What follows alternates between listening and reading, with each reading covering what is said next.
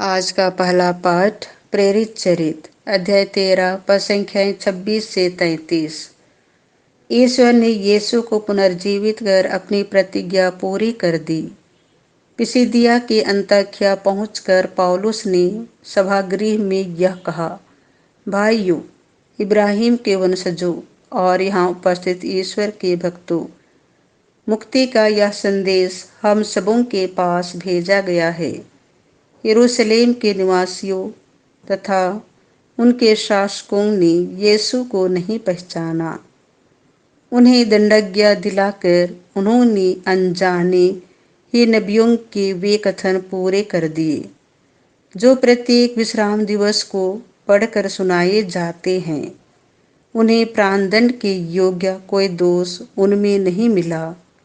फिर भी उन्होंने पिलातुस से अनुरोध किया कि उनका वध किया जाए। उन्होंने उनके विषय में जो कुछ लिखा है सब पूरा कर उन्हें क्रूस के काट से उतारा और कब्र में रख दिया।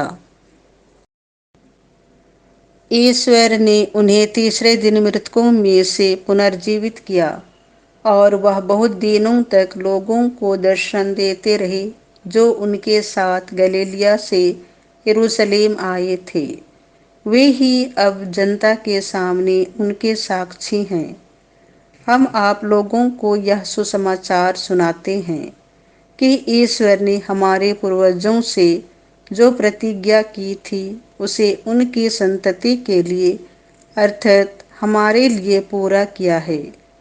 उसने यीशु को पुनर्जीवित किया, जैसा कि द्वितीय स्तोत्र में लिखा है, तुम मेरे पुत्र हो, आज मैंने तुमको उत्पन्न किया है।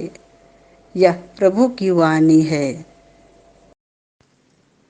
संत यूहन्ना के अनुसार पवित्र सुसमाचार अध्याय 14 पद संख्या 1 से 6।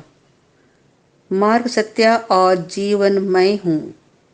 यीशु ने अपने शिष्यों से यह कहा, तुम्हारा जी घबराए नहीं। ईश्वर में विश्वास रखो और मुझ में भी विश्वास रखो।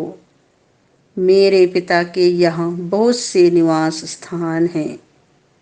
यदि ऐसा नहीं होता तो मैं तुम्हें बता देता, क्योंकि मैं तुम्हारे लिए स्थान का प्रबंध करने जाता हूँ।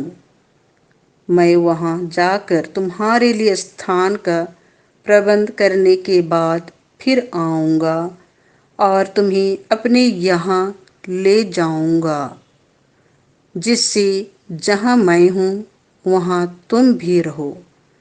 मैं जहाँ जा रहा हूँ तुम वहाँ का मार्ग जानते हो।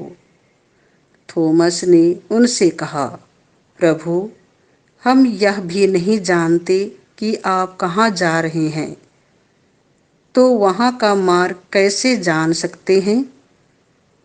यीशु ने उससे कहा, मार्ग, सत्य और जीवन मैं हूँ।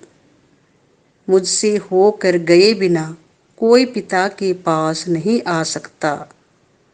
यह प्रभु का सुसमाचार है।